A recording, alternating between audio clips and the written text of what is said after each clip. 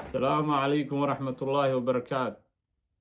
maanta walaalahay waxaan rabaa laba qodob inaan ka hadlo. Qodob ku saabsan Qatar Airways, diyaaradaha Qatar oo bilaabay inay duulimaadkooda tartiib ay u bilaabaan, iyo qodobka labaad oo ku saabsan Iran ay heshay hub oo Mareykanka kusoo tuuray gobollo ka mid ah aan qarxin.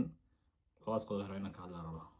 qodobka koowaad oo faahfaahsan, waxaa si tartiib ah dib ugu bilaabanaya dhaqdhaqaaqa duulimaadyada ee mataarka caalamiga ah Hamad kadib xilliyo ay jireen xanibaadyo iyo xiisado amni.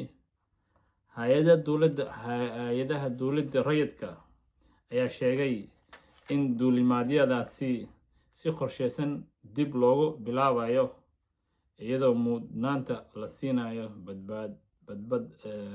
badqabka rakaabka iyo shaqaalaha. Sidoo kale, Qatar Airways ayaa qorsheynaysa inay kordhiso tirada meelaha ay duulimaadka ku tegayso, taas oo gaari doonta in ka badan 150 kooxood bartamaha bisha Juun 2026. Waxyaabaha ugu muhiimsan dib u bilaabidda duulimaadyada rakaabka iyo xamuulka, soo noqoshada duulimaadyada transitka ah, si isku xirka safarada, dib u howlgelinta shirkadaha duulimaadka caalamiga ah, adkeynta amniga iyo badbaadada duulimaadyada. Arrintan waxay timid kadib markii hawada Qatar la xiray 28 bishii 2026, kadib si qayb ah dib loo furay 7 Maarso, taas oo la xiriirta xiisadaha gobolka ee ka dhashay dagaalka Mareykanka iyo Iran. Dagaalka Mareykanka, Israa'iil iyo Iran oo dhinaca ah. Sidoo kale, go'aankii Donald Trump uu kordhiyay xabad joojinta Iran ayaa ka caawiyay in xaaladdu yara degto, taasoo soo sababtay dib u soo kabashada duulimaadyada. Qodobka labaad, warbixino cusub ayaa sheegaya in Iran ay bilowday waxa loo yaqaano engineering reverse, dib u furid oo lagu sameynayo hub Mareykanka ah oo aan qarxin, kadib markii laga helay gobollada dalka. Waxay heleen hub aan qarxinba oo loogu talagalay dhulka gudihiisa hubka ku yaala iyo dadka wax mashruuc ugu yaala in magaranaysa lagu burburiyo. Hubkii aan qarxin oo gobol ka mid ah ku qarxay waxay heleen ciidamada ilaalada Iran. Kuway marka waxay bilaabeen magaranaysa warshadooda inay geeyaan, si u shaqeeyaan, waxaas oo dhan magaranaysa technology ku shaqeeyaan, inay wax ka bartaan, haddana magaranaysa si casriyayaan, haddana suuq soo geliyaan. Sida ay sheegtay ilaalada kacaanka Iran, waxaa la helay gantaalo culus iyo kumanaan bambooyin yaryar oo ku dhacay gobolka Hormuzgan, kuwaasoo loo qaaday xarumo cilmi baaris ah oo lagu fahmayo sida ay u shaqeeyaan. Mid ka mid ah hubka ugu muhiimsan waa GBU-57 Massive Ordnance Penetrator, oo ah bambeed u xoog badan oo loogu talagalay in lagu burburiyo xarumaha ku yaala dhulka hoostiisa. Maxay tahay engineering reverse?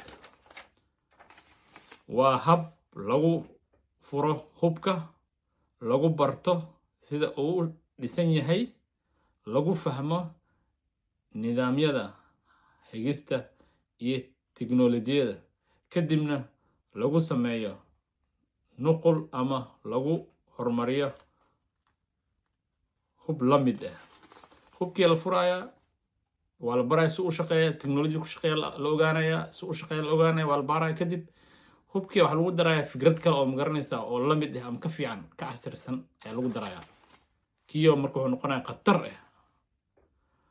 hubka kale oo aan la sheegin in la baarayo gantaalada Tomahawk, diyaaradaha aan duuliyaha lahayn sida Reaper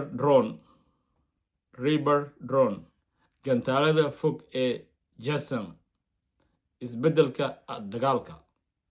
Falanqeeyayaal ayaa sheegaya in dagaalka uusan hadda ku koobnayn rasaas iyo duqeymo oo keliya, balse uu galay tiknoolajiyadda militariga, sirdoonka iyo xog aruurinta, tartanka horumarinta hubka. waxaa sidoo kale jiro cabsi ah in Iran ay taageero farsamo ka heshay Ruushka iyo China, taas oo kordhintay khatarta awoodeeda.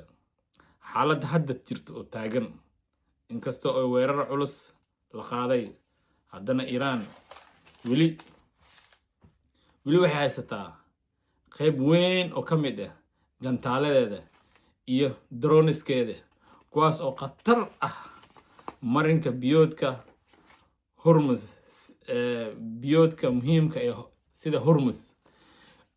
Mareykanka markuu maalintiisa waalay oo markabkeed ka qaatay uu qafaashay, haddana markabka kaas jeen u ahaa, jeena laga lahaa laakiin Iran isticmaalaysay. haddana markab kale oo leeyihiin Iran ayaa magaranaysaa rasaasa ku rideen, marka waxa ku riday Mareykan ku riday.